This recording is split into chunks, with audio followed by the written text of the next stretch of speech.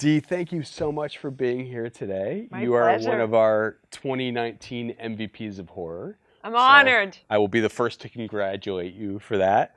What would you say that, I mean, you've made so many great horror movies over the years, in addition to so many great movies in general. But what would you say you enjoy about working in horror in general? Oh, I love the emotional ride. That's just what rocks my boat is a big emotional arc where I go from A to Z and be able to do all the ups and downs in between. That's, I applaud people that have comedy careers, but it would bore the hell out of me. So yeah, there's no better genre than the horror genre to offer that to you. I always, yeah, when I talk to people who star in horror movies, or even if they've just made one, I say this has to be more, I think, more of a surreal experience on set when there's fake blood flying around, people are screaming left and right. I feel like more so than any other genre, it's going to keep you on your toes. Well, it has to, yeah, for sure. And the big challenge is not to act it because it is so surreal. Um, I think that's always my biggest challenge is to really honestly feel what's going on in the scene, but not embellish it so that it's not real. Because the audience picks that up, and then it gives them permission to have that distance of not really feeling it, you know? You have been called the Scream Queen over the years. Yes. I'm judging by that reaction. This is a title that you Proud of it, fully baby. embrace. You bet. Yeah. You bet. When did that first start happening? When did that title come into your life? Do you remember? I've heard it more the last 5 years. I have no idea when it presented itself because, E.T. really isn't a horror film. Yeah. And 10 certainly isn't a horror film, and Secret Admirer isn't a horror film. But it seems as my career has progressed, I've done more and more horror, and I think it gradually snuck up on me. As you became more known for horror over the years at various points, did you ever find that there was a downside, that you were being typecast at all? Well, if there's anything I've been typecast as, it's a mother, especially after E.T. Coming out of E.T. I really, really had to fight to create other roles. Rob Zombie's been very, very giving in helping me create some pretty out there characters to play. And in the Frighteners, I also got to play, but it's like I had to leave the country in order to get those shots to remind people, oh yeah, she used to play hookers a lot. She used to play, ladies of the night a lot, right? Yeah, it's like the blessing and the curse of someone hitting it, like making it big on a TV show. They are then known for that role to a fault, where they're going to be either so closely associated with that single character because it was so successful, or offered more of that same role, that archetype. Even back to mothers, I played passive aggressive mothers. I played mothers that are hookers. I've played demonic mothers. I mean, just to say you're playing a mother, there's a million different kinds of characters that lie in that one heading itself. Well, let's get into some of your most iconic roles, starting, let's talk about your showdown with Cannibal Killers, 1977's The Hills Have Eyes. I mean, I think the horror genre was really catching its groove in the 70s. It was definitely getting a lot edgier. I think, much indebted to films like The Texas Chainsaw Massacre, which I know was a big influence on Wes with Hills. But did this film feel provocative at the time when you guys shot that? No, this film felt like, I have a job. I mean, it was really the first feature film other than a religious film that I had done right before. And, you know, back then it was your whole purpose and intention is find a good piece that you can really show your stuff in, you know, with people who seem to know what they're doing. And I don't think at the beginning of your career you really think about stuff like that. You're just wow, I got a great part in a great gig, you know, and who knew all these years later that people would still be coming up to me at personal appearances wanting stuff signed from The Hills Have Eyes. It's crazy to me. Yeah, yeah. I mean, and this was a shoestring budgeted affair, right? It was so low budget. Indeed. I don't think, from what I've read, I don't even know if you guys. Well, Had a I don't know if budget? I don't know if scale was a thing. Did you get paid scale, or was it like minimum Yes. wage? No, we didn't have that back then. Yeah. That's Yeah. that's a whole other subject I won't get into. Yeah. Thorn in my side, what our union's done with all that stuff. Yeah. But no, I was paid scale, but we, you know, had to drive so far to the desert. We literally, I think, were in 2 miles of how far you could go without them paying for you your gas and stuff. So and the entire cast stayed in one trailer. Wow. Yeah, well, indeed. And the toilet broke. Including the cannibals. Everybody. Yeah. The dog, everybody. And so I spent a lot of time sleeping in my car. I finally ended up getting some cheap little motel room down there because it was such a long drive from where we were. It was dangerous. We were, you know, shooting all night. Yeah. And which was probably a good thing because you were in the middle of the desert, so at least it was probably cooler. Freezing. It was okay, so it was the opposite. Freezing. So not necessarily a great thing. Well, you know, 6 and 1/2 dozen of another, but we were just thrilled to all have a great gig, and all the performers in it were good, you know, and you don't get that all the time. Yeah. So. What was the dynamic between? I'm getting the impression that you guys all hung out behind the scenes. Like you didn't. So you didn't keep any distance when it came to the family and the cannibals. No. Yeah. I don't understand that mode of acting where you can't interact with. Yeah. I don't get that at all. Michael Berryman is one of the sweetest, kindest, and most intelligent people that I've ever met. So he and I had a lot of philosophical discussions and everything. And I still see him on the circuit now. Oh yeah. Yeah. An MVP of horror in his own right. Yes, you bet he is. That man. Were you involved in the baby eating debate? Do you know what I'm talking about? I do know what you're talking about. No, I wasn't. I put my 2 cents in anyway. I thought that went way over the line. Yeah. You know. Yeah. It's better to infer that stuff. Right. Yeah, and I think ultimately the right decision was made. Tell us your favorite memory of Wes Craven. Oh, Wes. He was just a gentle gentleman. Very soft-spoken. You know, he was a college professor, and I was a school teacher before I started this crazy career.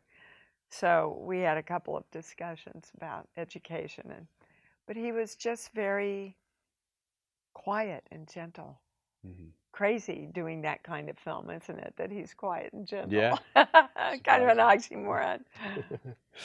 Would you say that experience, the success of the film, it you know, when it ultimately became a cult classic, sort of opened doors for you? Did it lead to you know, a sequence of more horror roles? What sort of impact did it have on your career? Yeah, back then it wasn't such a huge hit. It gained a lot of momentum as the years went on, and now is a cult classic. But you know, every time you're able to say that you just starred in a feature film, it gives you some credence. So I had that and the religious film under my belt.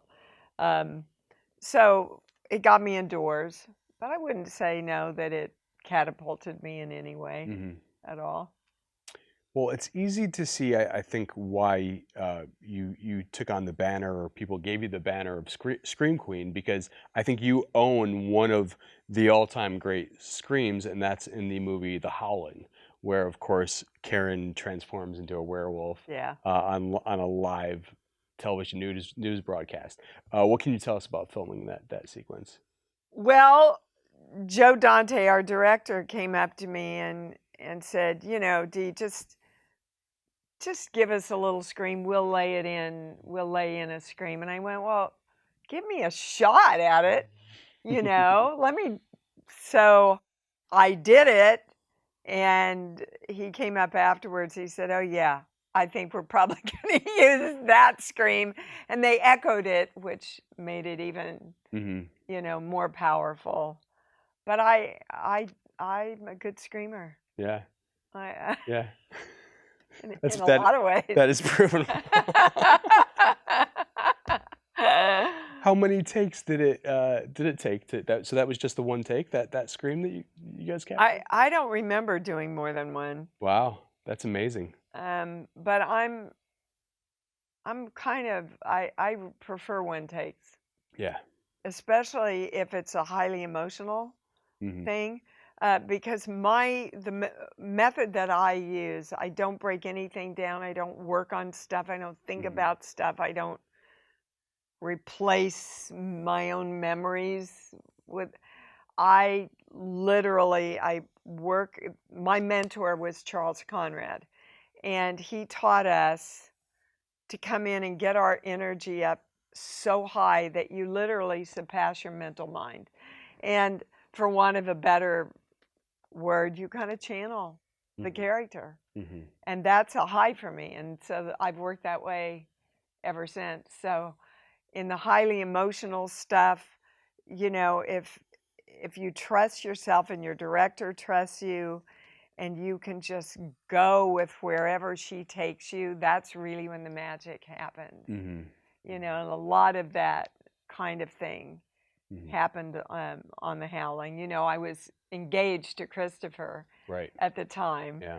So, and Joe Dante was just the best. He paid for all of the cartoons and the news spots and everything. The studio didn't want to pay for him, so he paid for him himself, which elevated the film considerably. Yeah. I think it was his idea to bring back all the icons and use a lot of a true fan knows how many of the original characters names in the old werewolf pictures that we use. So it was really a labor of love for a lot of us. But again, Dan Blatt, our producer, just brought together a lot of amazing people who were ready to break through, right?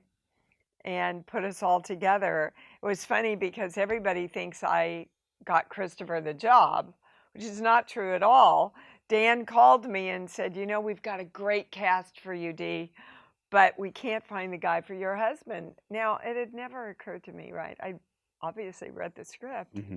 And I said, well, what are you looking for? Well, we want somebody really virile, but he's got to have this sensitivity. And he went, oh my God, that's Christopher. But in 1 second, I said, no way. If I say that, they're never going to hire.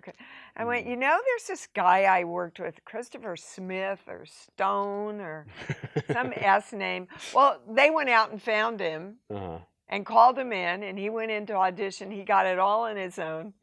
And 2 days later, the phone rings, and I pick it up, and he goes, hey, Dee, it's Dan. I went, hi, Dan. He said, I guess I called the wrong number. That guy you suggested, we found him, and we love him. And I was trying to get a hold of him, and I went, no, you've got the right number. And there's this long pause, and he goes, oh, But he only needed one phone number for and we co-stars. That worked trailer. out. There you go. There you go. There you go. Back to one trailer again. Well, speaking of that famous scream in that sequence where there's the live news broadcast, from what I understand, you guys had to get pretty creative with that. I You're think going to tell me a story I don't know now. maybe, or I don't you could. know. What are I you mean, these referring? sometimes you read things on the internet and Well, about yes. them, and they're like, "That's yeah." I did an interview with Morgan Freeman once, and there were three things I said. He said, "That's not true. That's not true." I read that you guys ran out of money on the production and had to shoot that in Joe Dante's office. That's Yes. interesting. Yes. Interesting. No, we didn't run out of money on the project. Yeah. No, because when you mentioned Dante, paying his own money for those cartoons, I was like, is that why they ran out of money? No. The studio just didn't want to cough it up for it, and we thought it Okay. would really add to the movie, which it Yeah. did. Yeah. Well, like you said, I don't think we can call E.T. a horror movie, but I mean, maybe tangentially a horror movie, but we got to talk some E.T. What were your expectations heading into E.T.? I mean, obviously Spielberg already had hit it big, Jaws, Close Encounters, but you can't ever predict a film is going to take Never. over the pop culture pantheon like that did, can you? Nope, you can't. When I did 10, I said to Blake Edwards, "Oh, Mr. Edwards, this is going to be such a big hit." And he said, "Honey, if we knew what made a hit, we'd have a lot more of them." Sure, And, yeah. we knew we had an amazing script. Melissa Matheson's script was just, Mhm. I had to go over to the studio behind closed doors and read the script. And I called my agent and I said, "Look, I don't think this is really going to do a lot for me, but I think it's going to do a lot for the world, and I want to be a part of it." Yeah. And and then I walked in the first day of filming and took one look at E.T. I mean, it was like working with another actor. It was so incredibly well made Mhm. and worked by all the guys handling it, and we just knew we had something really special. But it's really, is the audience ready for it? Is the time ripe for it? Is the marketing right? Mhm. So many things have to come together Mhm. to make a movie a hit, and timing is one of the most important things. Yeah. I mean, those were special times. I feel if E.T. was made today, and hopefully it does not get remade, that alien would have been CGI. He wouldn't have been right there Yeah. on set with you. What are some other moments that sort of stick out when you think back to that experience on set? Waiting around an enormously long amount of time, like for weeks before I walked onto the set. But my favorite was watching the kids. Mhm. There was, how they got E.T.'s walk was, uh, um, Matthew Demerit was a young man without any legs, and they put him in upside down on his hands, and he walked on his hands, and that's how they got E.T.'s distinctive walk. Wow. And he would fly around the set on a skateboard. And then there were a lot of little people on the set also, filling out ET, Mhm. and um, kid stand-ins, and other kids on the set, and they were just, those kids, just, there was never any ego stuff going on, or, well, we're the stars of the film and Mhm. they were just always playing basketball together, and it just really warmed my heart. And another thing that really, memory that stood out to me when you asked was, one day one of the little people they were in the costume of ET, and somehow the costume caught fire. And Whoa. everybody, and I remember we were in a bedroom set, and everybody kind of froze, and Stephen threw himself on top of him and put the fire out. Wow. I think it was around maybe the Halloween segment Okay. where we were all dressed up. That was another funny thing. Stephen, That's scary. because we shot on Halloween, and so everybody dressed up. Mhm. And Stephen came in dressed exactly like E.T. was dressed, with the hat and the pearls and the dress, and all the kids just freaked out. But, it was shooting E.T. was an adventure because everything was in the moment. Stephen would just, in order to keep the kids alive, you know, and natural. And so I said to him, please do that with me. I love to work that way. And I never knew what was coming at me. That whole part in E.T. where he says he's in Mexico with Sally hit me because I didn't know it was coming. And the tears come up, and I remember sitting there as the character going, I don't want my kids to see me cry. And so I got up and left, which was not in the script. And Stephen came over to me and he said, why did you do that? Where did all that come from? And I explained to him, and he looked at me and said, all right, guys, you got a half an hour. We got to build a set over here with running water in the kitchen so that I can cross her over and bring her into it. And it all happened like that. That worked right in. It all happened like that. So he took me over, and then I turned around into that big close-up and say, he hates Mexico. I think there was another thing that was not scripted that made it into the film. Which I'm sure. Your reaction to the penis breath. Oh, yeah, line. totally. Can you tell us about this? Well, yeah, that was, didn't know that was coming. And so, of course, a lot of times if an actor sits down with moments like that, you go, well, I'm the mom, right? And I just loved what happened to her because it was like, Elliot, which is so real. And, and of course, one of the things that most of the critics, they loved that moment because when it's real, it's like that moment in Cujo where I went, all right, I'll get you, your father. And Dan came to me the next day and said, oh, Dee, am I running off at the mouth too much? Am I? No. No, okay. no. Okay. Not at all. Came to me and said, Dee. I thought that's what he said to you. No. I was confused there for a second. He said, we looked at that scene you did yesterday, and we want you to look at it because we're afraid the audience won't like you. And I looked at it and I said, you're crazy if you cut this. There is not a parent in the world who has not felt that emotion, that frustration, that end of the rope place with their kid. And again, that's the moment that most of the critics mentioned.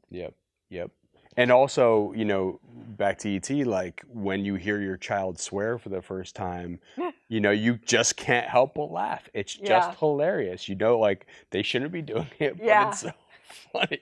And it's usually after, from my experience, like they're repeating what you've just said. But yeah, you're gonna instantly crack up at it. Do you have kids? I do. I have two little girls. Yeah. Yes. And they're So four. you know, They're 4 and 6. So this is all that's happened. the age. This has all happened very recently. I mean, it's such an iconic mother role. Did you assume a motherly role on set with those? Which film? With E.T. with those child actors. Oh, I assume that role with every child I work with. Yeah. You know, and there are some kids like Danny Pintaro who are 6 going on 40. I was really worried about shooting that scene where he's strangling and everything. And he goes, oh, no, that happened to me when I was little. You want to see? And he goes right into it. I mean, it was like working with another adult. Drew was She was already a seasoned veteran. Well, yeah, but she was still at that age where reality and fantasy overlap quite a bit. Because she started so young. So we were waiting to do E.T.'s death scene. And I went to the other stage and I said, okay, Drew, so we're going to go do the scene where E.T.'s dying. But you know E.T.'s just acting. Because she thought he was real.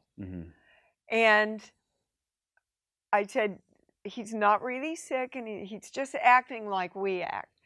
I know, Dee. Do you think I'm stupid? She says. Picked her up, walked in. She took one look at E.T. and went, Dee's dying! and started wailing, and Stephen's going, roll it now, roll it, right? I mean, it was that quick. I know, why? I don't know, Yeah. right? So I always try and be a balance and have a conversation about the reality of what's going on with all the kids that I work with. And then I've got to go into the space that I've got to be in, you know, but I certainly always want them to know I'm never, ever going to cross that line of hurting them.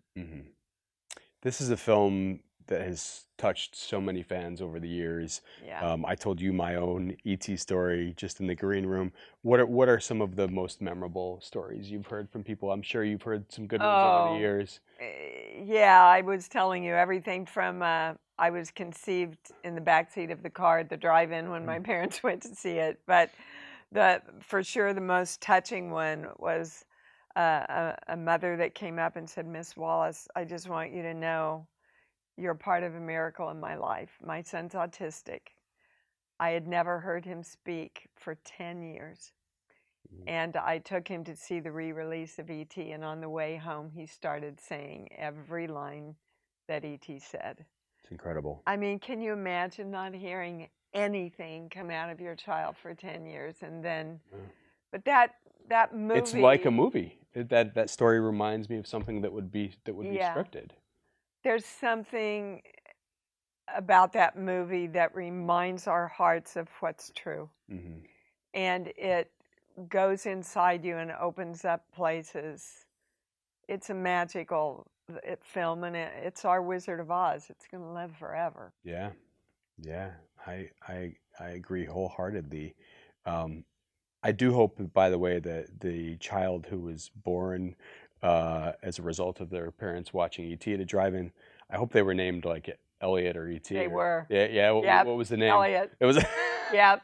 That's amazing. That's amazing. You, I think, at some point talked to Stephen about, was he contemplating a sequel? What is? I don't know if he was contemplating it. They were already talking about it, as they do, just from seeing the dailies. Yeah. When we were shooting, and he said, "You know, Dee, what do you think about making an ET2?" And I said, "You know, Stephen, I think you ought to leave it. You're one great, fabulous movie. Leave it the classic that it's going to be." Of course, we had no idea, but we knew we had a really special film just from the script. Well, bless your heart for telling him to stay away from the sequel, because I don't know if he's still listening to me, guys. I mean, hey, it's what, almost 40 years later, and we have not gotten an ET sequel, or remake, or reboot. So yeah, well, I'm old. The kids are grown. The dog's dead. What are you gonna do? You know. Speaking of dogs, great segue. You said you said Cujo is the hardest film that you've made. Oh dear God! How so? Have you seen it? Yes, I know. But I want the stories. I want the stories from the set of that film. Well, first of all, your body doesn't know that you're acting.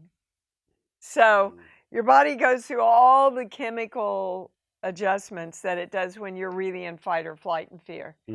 So I lived that for 8 weeks. We were shooting just relentless hours. And every single scene was, how much do I break down? How do I break down? When do I break down? You know, how long do I sustain the breakdown? It was just emotionally and physically the hardest thing I've ever done. But it's also the movie I'm proudest of. Yeah.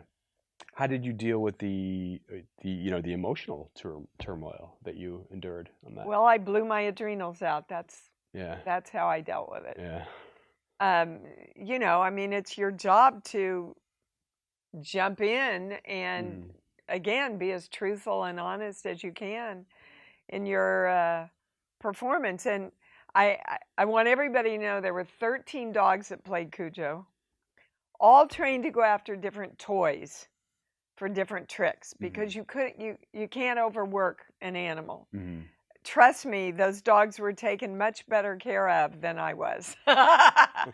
And so on action, the trainer would go, dig for your toy, and they'd be going like this, right? So they look really ferocious from here up. We actually had to tie their tails down with fish wire. Wow. Because they were wagging, but it helped get into the emotion of the scene because there's a pane of glass here and a 100-pound dog right here looking like he's going to eat you. We weren't, Danny and I, neither one were ever afraid that we were going to get hurt, ever. In that, those dogs were trained within an inch of their life. Yeah. Oh, I have a story for you. Yeah. Okay, so, you know, there's a big attack scene in Cujo. And I wanted to do it so that they could do it on close-up. And Dan was going to let me. And the day of, he said, you know, Dee, if anything happens, you're the money, and we're not finished shooting, and we're dead. So that big scene was me and the stuntman in the dog suit and the stunt woman and the real Cujo. And the dog was trained, she had his toy around her neck. So when she leaned forward, it was the dog's cue to lean forward. And as soon as she pulled back, the dog would pull back. That's how well those dogs were trained. So they got it in one take, and the stunt woman went, yes, and came forward before somebody had a hand on the dog. And the dog came forward and bit the tip of her nose off. Oh, my goodness. She's fine. They got it all fixed. She looks absolutely beautiful. But that's why they don't want the talent to do stuff like that. Because you just, you know, it's an animal, and it can't think. It doesn't say, oh, we've cut and we got it, so don't charge now, right? So there, and I wasn't supposed to break the back of the glass. Louis Louis Teague, our director, said, we're going to shoot it in slow motion, Dee, so you really have to look like you're hitting it, right? But you can't break it, don't worry, it's all treated. Yeah, 3 hits, bam, it broke. Do I hear cut? No. So the good actress I am, I just keep going. But this part of my head is going, be careful, there's glass. You can't drag him out like you practiced in rehearsal. And this part of my head's going, get the kid, get the kid, get the kid before the dog goes. You have to take care of Danny. Get the kid, get the... So all this is going on, and I'm do this stupid waddle thing to get him out so that he doesn't get any glass on him. And we get out. Do I hear cut? No. So I keep running up to the back door of the house, and finally I hear cut. And Dan comes running over. He says, oh my God, Dee, are you all right? Let me look at it. And I'd slip my arm from going through the glass, you know. So the medic comes in and he treats it, and he puts a flesh-colored bandage on it. And Dan says, Dee, I hate to ask you this, but this is our last day on this part of the ranch where we lose it. Can you do one more before we go to the hospital? Because everybody was so in shock that I had broken the glass that they weren't sure that they got everything on camera. Everybody was going, holy hell, right? We did get it, and we did use the original take, but yeah, I went back. You shot a backup. I went back and did it again after I broke the glass. We didn't break the glass again. Well, your work on that film did not go unnoticed. Stephen King himself said that this was his favorite performance in any of his adaptations. Very gracious. Thank you, Stephen. I don't think you can get much higher praise than that. That is, that's high. I felt a lot of responsibility to really honor her.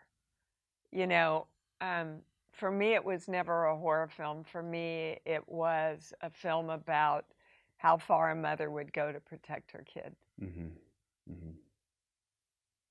Well, speaking of little critters, What sticks out in your mind from the making of 1986's Critters, the original? A lot of fun. Yeah, it I looked mean, like it. oh, it was just crazy. We had a lot of night shoots again, but we had a great cast, and Steven, our director, he was just a lot of fun.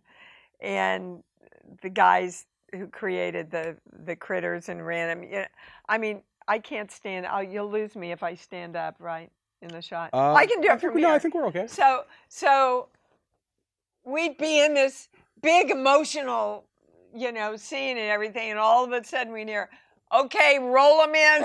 And the guys would just take them and roll them across the set. There's a lot of outtakes where we're just losing it. And there's a comedy version of this movie. Yeah, they're created through outtakes. They could do a good outtake version of this for sure. But there's a lot of really highly dramatic stuff. But I love the balance of the comedy and everything. Yeah, I love how your character is not fooled by the thermostat. After was this she is an ET, the whole thermostat gag where a kid fakes it to stay home from school. Was that a throwback to ET, or was that a callback? Yeah, I was wondering if that was coincidental or if it was a callback. Steven Spielberg works a lot of his. If you watch ET, when Henry's going down the line of all the stuff, showing the toys to ET, there's a shark like Jaws, and they go dee dee dee dee dee dee dee because he knew the Twilight Zone was coming up. And Yep. Well, let's talk about the Frighteners. This film was directed by a young Peter Jackson before he went on to Oscar glory with films like the Lord of the Rings trilogy. What was your impression of him at the time? I adore Peter. I just adore him. He's like a hobbit. He's kind and jolly, and at the time we were shooting, he's lost a lot of weight now and looks great, but he was heavier with this big bushy beard, and he'd come to the set in cutoffs and flip-flops and a down jacket, and it was in New Zealand in winter, so it ain't warm, right? And I just admired him so much. I would watch him interact, and it didn't matter if you were the best boy or another producer. He was always present with you. If you had a problem, at lunch, he would always sit with you and talk to you about it. A lot of people don't know that my husband, Christopher Stone, had a heart attack during the Frighteners, and so I flew back, and they did an angioplasty, and I flew back to finish, and 4 days later, a blood clot hit his heart, and he died. So I flew back again and put his service on, picked my kid and my nanny up, and flew back to finish the film. So I was back and forth 4 times, and it's literally across half the world. Sure is, yeah. Didn't know whether I was coming or going, and I said, well, I don't know how I'm going to pay for all these flights, and they said, that's all right, you can settle up at the end with us. And I thought, well, I'm going to do this movie for nothing, and I went in at the end to settle up with the account. It makes me cry every time I tell this story. Sorry. Okay. And she looked at me and she said, this is just Peter's gift to you. He's going to take care of all this, Dee. And that's who he is. Yeah. He's a great director. A great guy. He's a creative genius, but he's just a beautiful human being. Yeah. That's a great story. Those Kiwis in general, I think I love them. They're just the nicest, warmest, friendliest people in the world. But I've gotten to meet them a couple times. I could see that, but that's an amazing story. Yeah. Thanks for sharing that. Finally, in recent years, you've been working with Rob Zombie on some projects. Tell us about what it's like to be on on a set with Mr. Zombie. Do people call him Mr. Zombie? Hell no. Rob! It's a crazy, creative, fun, imaginative ride. I don't know. I just love working with Rob because he gives you so much freedom to bring in your stuff. And Halloween was the first thing I did with him. And we did it as scripted. And then he said, okay, throw everything out. Let's just everybody bring in your own best stuff. And so we were all improvising, and that's where all the bagels and screwing the bagel. Every time I drive home from a day on Rob's set, I go, oh my God, I didn't do that, did I? And Three from Hell is no different. I play one of the most out there characters I've ever had the joy of relishing in. She's a dyke prison guard who has a love-hate relationship with Sherry. Okay. And you're unrecognizable in this. Totally. In this film, I've heard. Yeah, Rob was telling me that there was a critic that called him and said, look, I really love the film and I'm reviewing it, but did you cut Dee Wallace from it? Because I see she's in the list, but I didn't see her in the film. And I went, oh, what a nice, that's one of the nicest compliments you can give an actor. Hidden in plain sight. Yeah. But I called Rob when I got the script and I said, oh my God, I so want to do this part, but Rob, I have to dye my hair like dark brown. I can't do it with this perky blonde hair. Pause. Okay. I said, and I want to, I could just see her down the middle and really harsh. And could I have glasses? Could you guys get me some glasses? Pause. Okay. If it's not okay, he gets it right away. But if it is okay, it's like, yeah, I trust you. Go for it. And it just allows the actor to just breathe and take every kind of chance they can take. It gives you permission to do that. And there's nothing better for an actor. That's great. And he and Sherry are so cute. They're a good couple. Oh, she brings him his health food shake and his vitamins every day. I love her. And she's so good in this. Yeah. She's really, really good in this film. Nice. I gotta check it out. Yes. Cool. Well, I kept you over a half an hour. So but we were having so much fun. This is great. This was so. Thank you so much for all, I know you all can't your shut stories. me up. No, this was lovely. Thank you so much. Oh, you're welcome. It was a pleasure to talk to you. Thank you. Thank you.